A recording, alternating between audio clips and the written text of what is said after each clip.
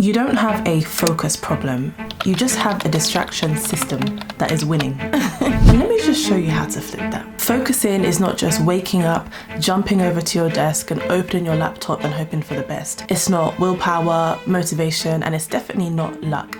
It is truly designed. And once you understand that, literally everything changes. So in this video, we're going to look at 1 to 5 minute habits that are gonna help you go from your focus level being down here all the way to up here. Having a focus level where you just can't believe how much work you're getting done without even having to do it over a long period of time. All you need is just a bit of focus. You can get a lot done in 30 minutes if you're focused. So the first truth is here.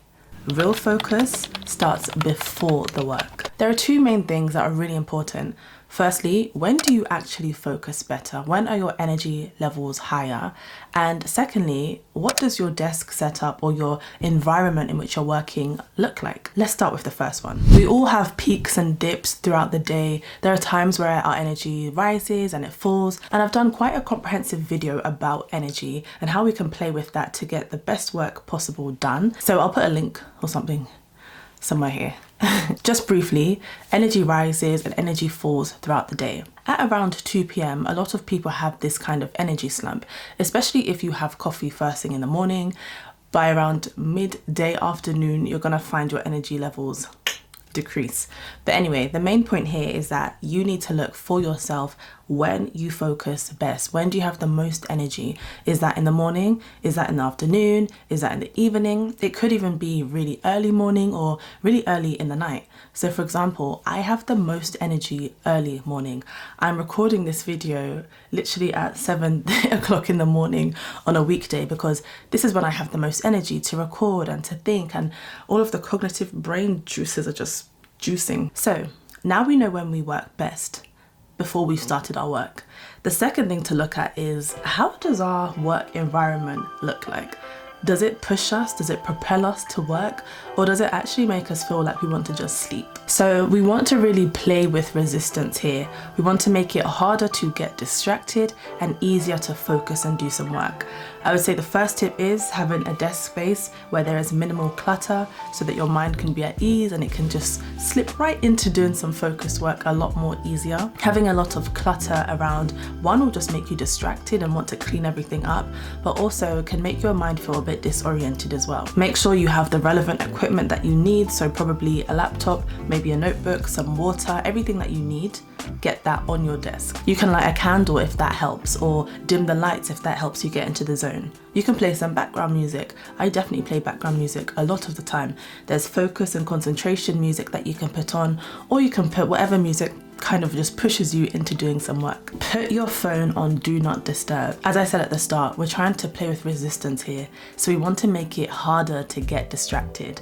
And one way we can do that is putting our phone on do not disturb, switching it off, putting it in a different room, locking it up, just getting it away from you so that you're not prone to each notification that is literally fighting for your attention and fighting for you to be distracted. Something else I do that comes under this theme of my work environment and cultivating an environment that can propel me into work is prayer time. So I'm a Christian, so I pray. And having that quiet time with God or meditating on a scripture beforehand, just having some peace and just downloading some of that peace is really, really helpful for me to get really focused when I'm about to do some work. There's a really, really good tip here. Gary Keller, in his book, The One Thing, spoke about cinema mode. When you go to the cinema, you know that you are not going to leave your seat for about 2 hours. So what do? You get everything you need prepared. You get your popcorn, so your food. You get your Tango Ice Blast, so your drink. You may go to the toilet. There are so many things that you'll do before the movie starts because you know that you are going to be sat for about 2 good hours. And Gary Keller talks about this theme of the cinema mode. And before you sit down to do any work and you know you need to focus, treat it like you're going to the cinema. So get your water on your desk, get any food that you need or eat it beforehand, go to the toilet, put your laptop on charge, get everything ready as if you are not leaving your desk for 2 hours. Now you don't have to, some people follow the Pomodoro technique where it's every 20 minutes, but get everything prepared as if you are going to the cinema and you're not going to leave for 2 hours. So as I said, focus really starts before the work, and we've done that now. Now we have figured out when we work best, and we've also cultivated a really good environment that is going to propel us into this focus mode. So I guess now it's actually time to do the work. There are 3 main things here. First, feel accomplished early. Secondly, get clear on what you're doing. And finally, make it fun. So the first thing we want to do is feel accomplished really early. Now, this is going to give us some motivation, and whilst I'm not a believer of relying on motivation because it's fleeting and it's not reliable, we can use it where it's helpful. So feeling accomplished early is essentially doing the hardest task possible so that you have a sense of accomplishment and feel motivated to continue working. You get a sense of fulfillment, a sense of achievement that will really make you just feel good and feel better and want to continue working.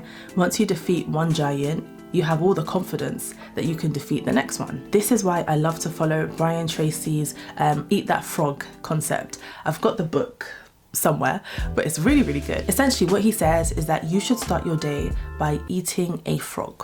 If the first thing you do in the morning is eat a frog, that is probably going to be the most challenging, nastiest thing that you can do that day. So everything else should feel easier after. I feel like this is really important in focusing better because we'll have the motivation, we'll have the sense of accomplishment, and we'll also have a really great sense of self-confidence that we really can complete the next task on our list. And plus, now we've just done the hardest thing, so everything else should be easier. Secondly, get clear on what you're doing.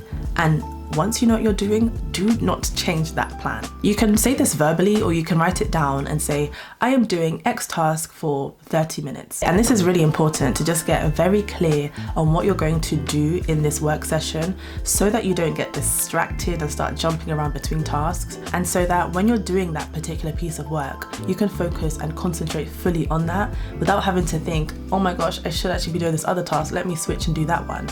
No, let's get really, really clear on what we need to do for the set amount of time. And even if we have an idea and a thought pops up on what we should be doing or what we could be doing, we ignore that straight away because we know that we are doing X task for Y amount of time. And once that 30 minutes is finished, then fine.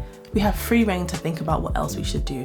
But for now, we're going to focus on this particular task and we are not going to change our focus. It's so easy to get distracted in this world that we live in, whether it's at work or whether it's just with your personal work as well.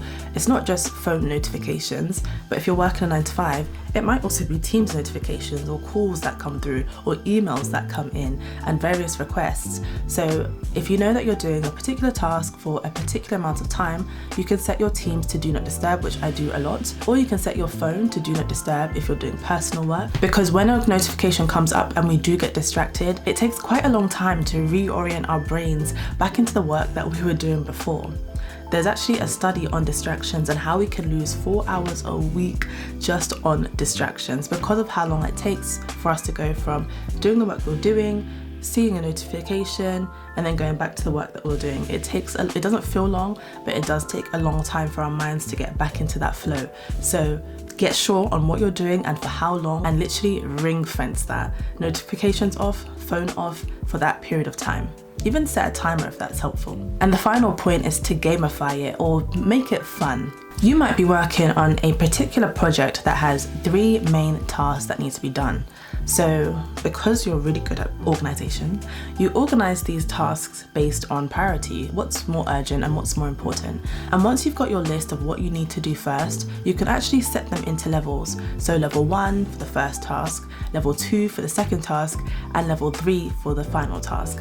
And that can actually just be a game. And that's a very simple way of how you can gamify something. And you can tell yourself that once you get to level 3 and complete it, you can have a treat. You can watch a show, you can call a friend, end. You can have a hot chocolate.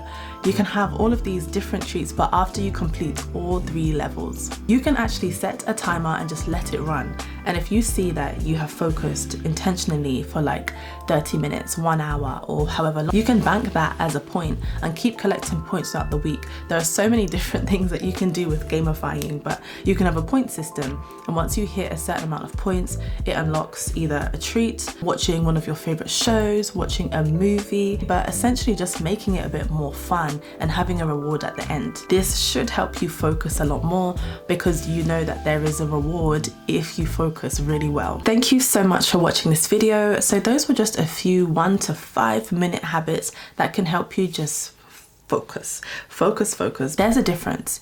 You can have just one task to do that can take you 30 minutes to an hour to complete, but you might find that sometimes it's actually taking you 2 to 3 hours or even the whole day, and that's probably because you are distracted. There are so many things fighting for your attention. There are so many things begging for you to attend to them when you don't need to, and that makes you have to spend more time, precious time, that you could be watching a show or having fun or doing something else, and lots of energy as well to get back into the flow of doing that task.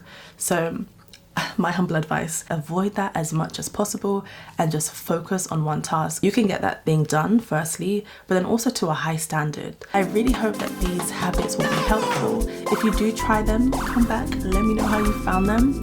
And yeah, also if you have any other tips, let me know in the comments. I'd love to see them. Thank you so much for watching. I will see you in my next one.